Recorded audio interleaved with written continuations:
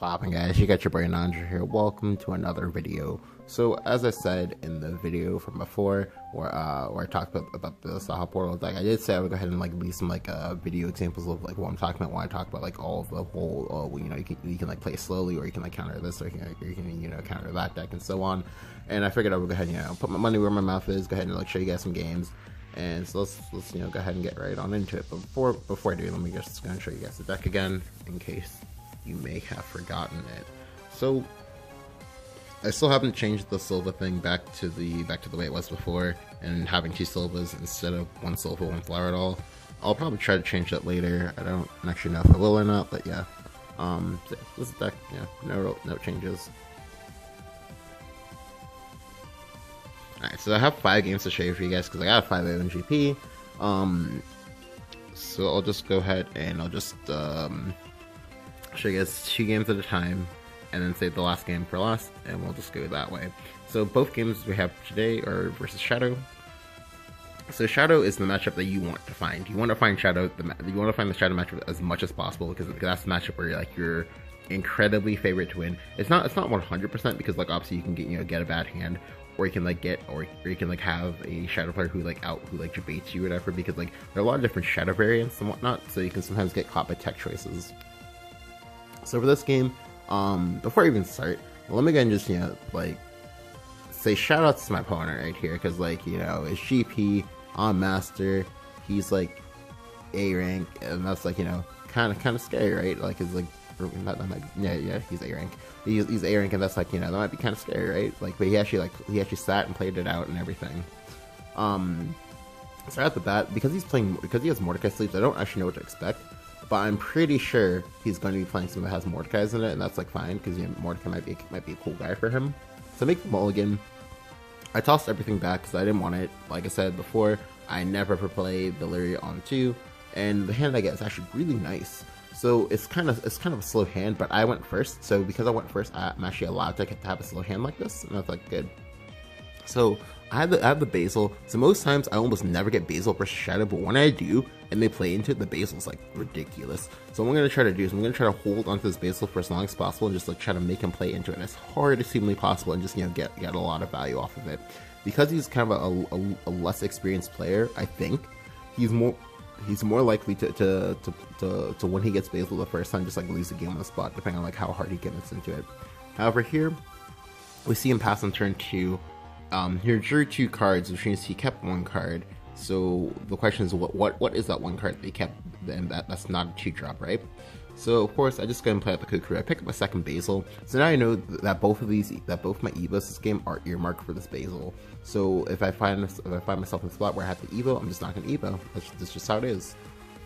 Now here, he exposes the Lurching Corpse. So like I said before, many times when you're playing this deck, you'll see people just do this all the time. Like, don't give me your Electric Corpse. If you give me your Electric Corpse and I have a sub for your Electric Corpse, you're gonna feel very, very bad. Because like, I'm the type of player who I'll try the best that I can humanly do to make sure that I get a sub or banish on that Electric Corpse. Because like, no Electric Corpse ban for me, please. Because you'll find that mid Shadow, when they don't have constant Electric Corpses coming in and out, just blowing stuff up each time they come in, that they lose a lot of value off of that, just because like it's how they can like freely draw cards and things, like just because like, oh, well, you're blowing up a card that takes away another card, so you just get a +3, or no, you get a +1 but you draw 3 cards, or but you draw 2 cards. Anyway, so here I brick again. I don't pick up a play, that's fine. Ideally I would have liked to have picked up Nicholas, that would have been great here, but I don't pick it up, that's fine.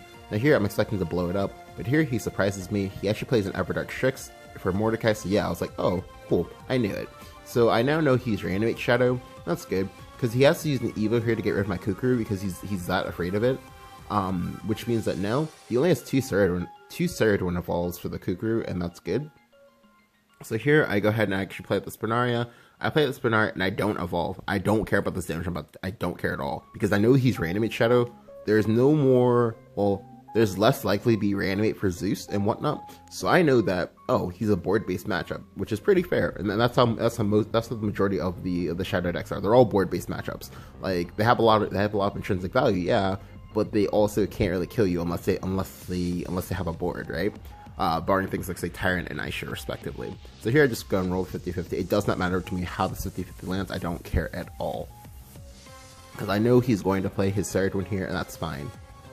But he hasn't played the Ceridwen here. I'm like, okay. Now here we see a bit of a misplay from my opponent. He actually uses an Evo here. He should not have used this Evo here. The correct play, obviously speaking, is to go ahead and play the Franz and take the Franz Curse. Go ahead and hit face here for 1. Use Franz Curse to blow up this. This will die in exchange, but by order of elimination. And yeah. But he makes the Evo. He does it. I'm like, oh, okay. Well, I'll gladly take that because I only had 2 banishes in my hand. And I actually needed to play. I actually needed both of them. But if he brought back a 3rd Mordecai, I would not have another banish most likely. So here I just gonna take it slow. I just gonna play the Heartless Battle here.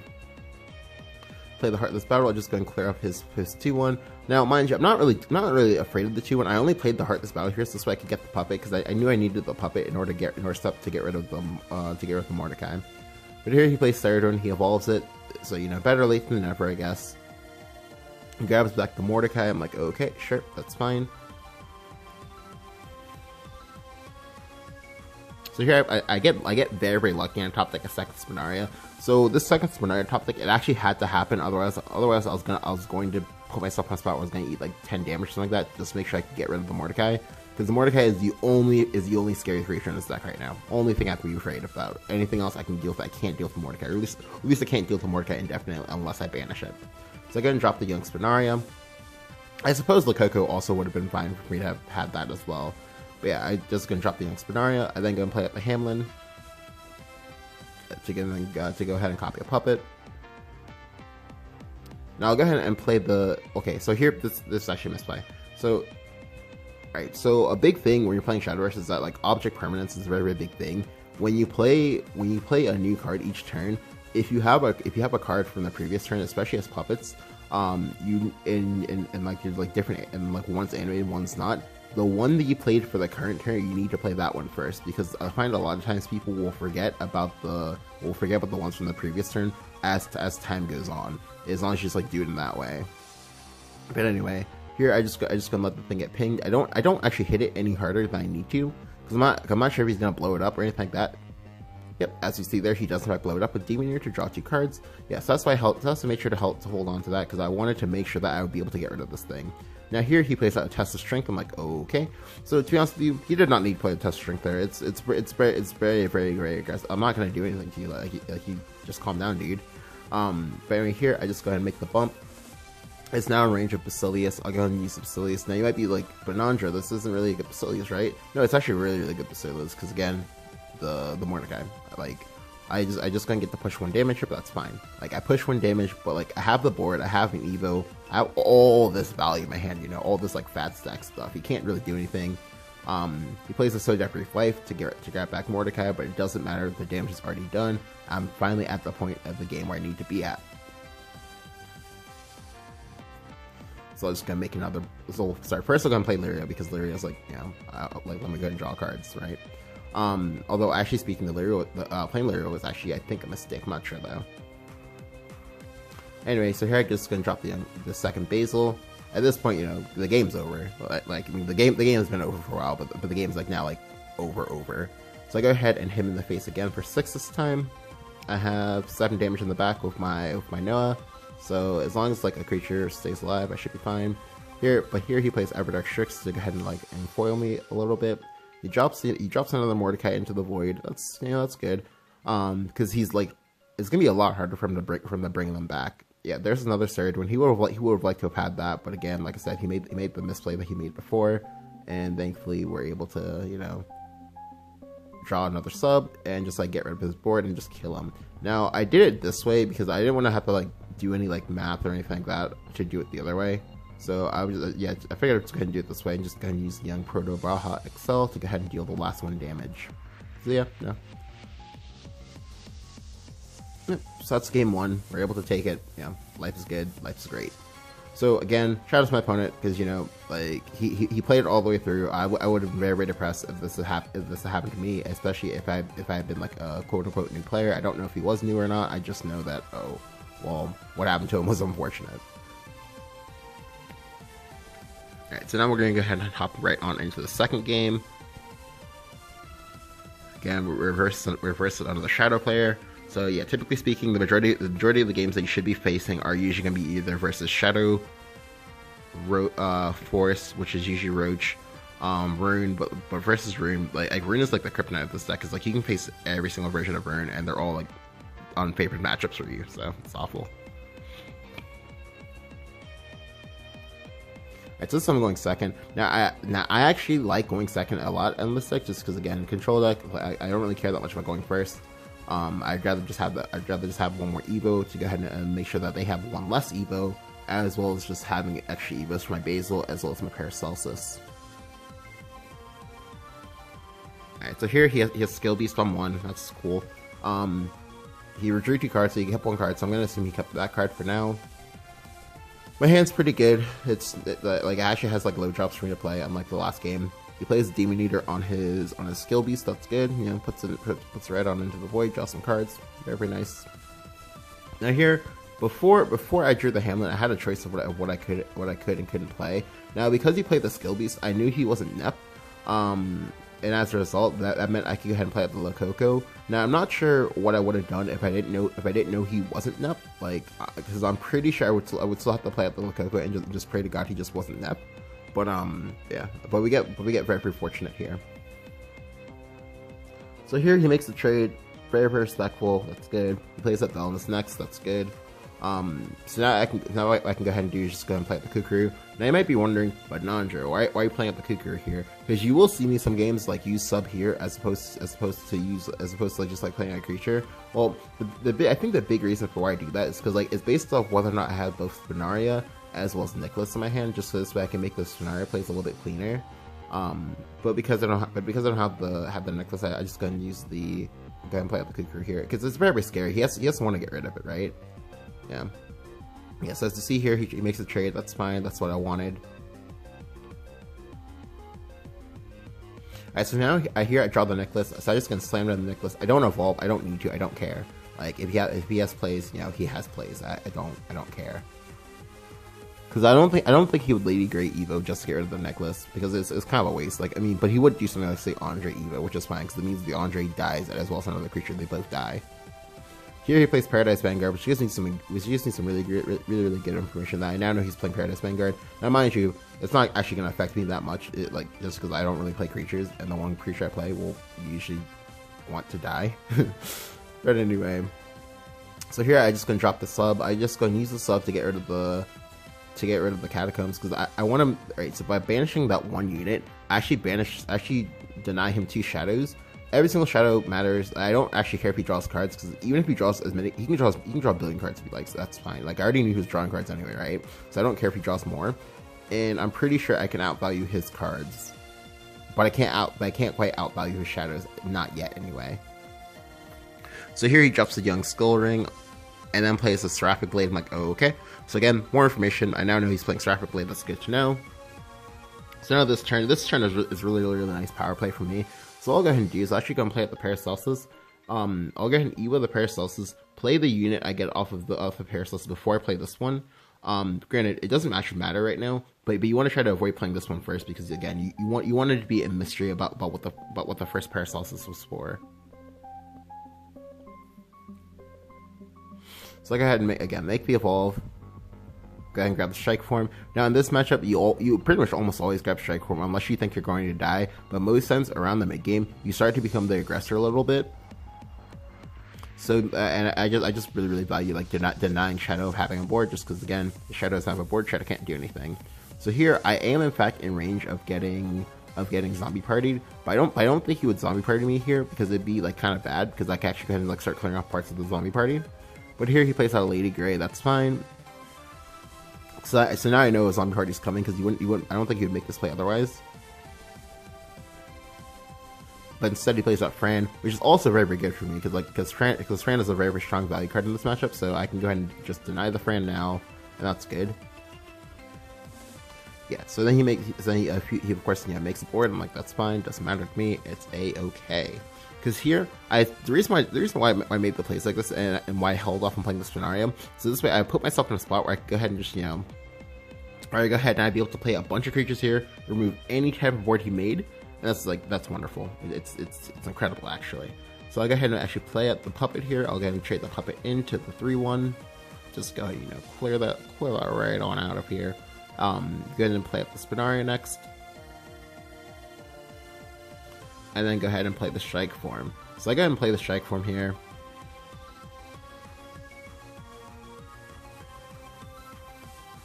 So thankfully, my pings work first before the balance will trigger. So that's how the balance died there.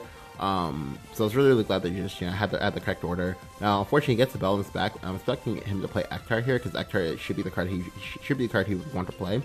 But instead, he just plays the second 2-drop, then plays Grimoire. Now he is almost out of cards, almost, because like he finally ran out of cards that got tagged by Andre.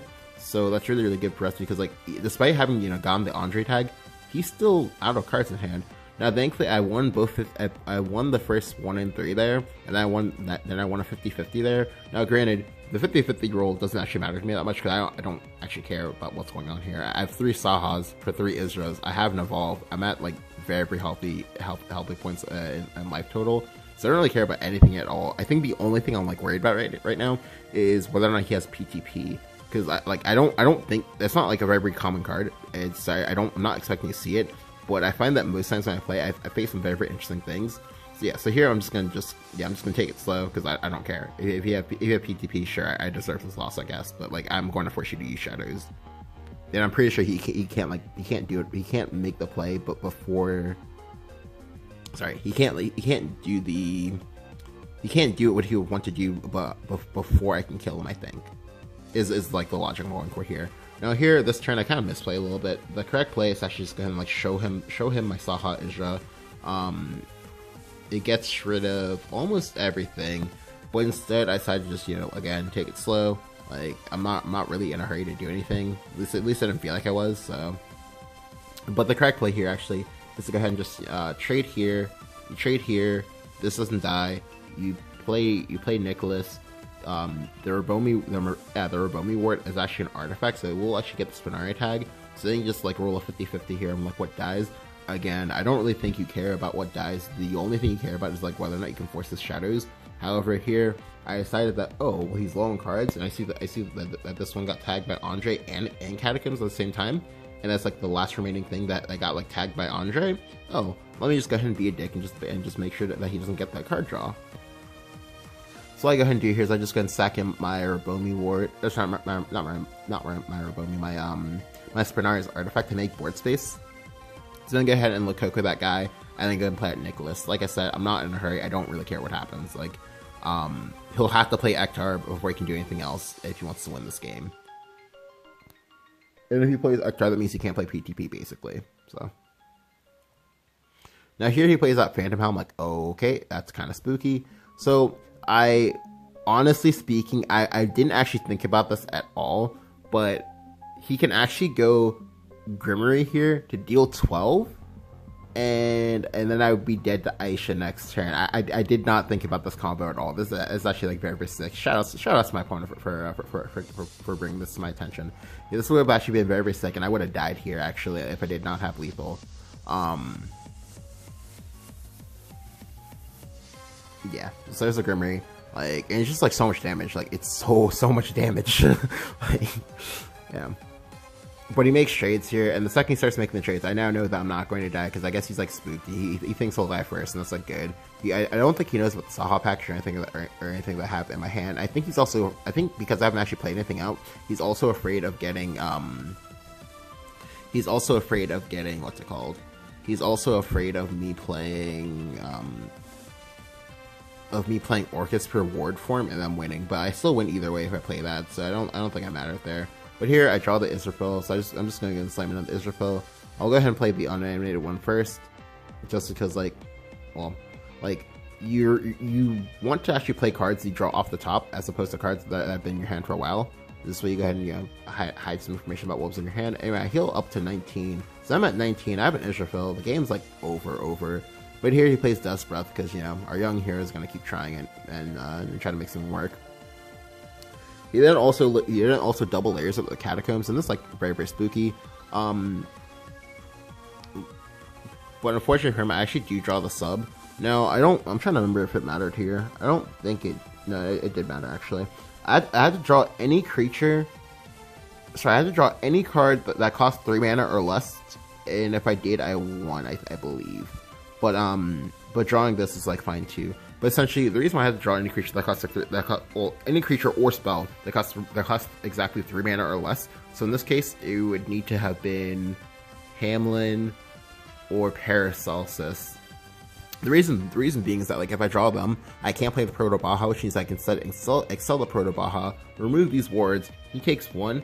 Israfil hits him in the face. He takes 2 from Israfil attack, and then also takes 10 from Israfil battle damage. But I draw the sub, which thankfully is essentially the same thing here. So I'm just gonna go ahead and sub away 1.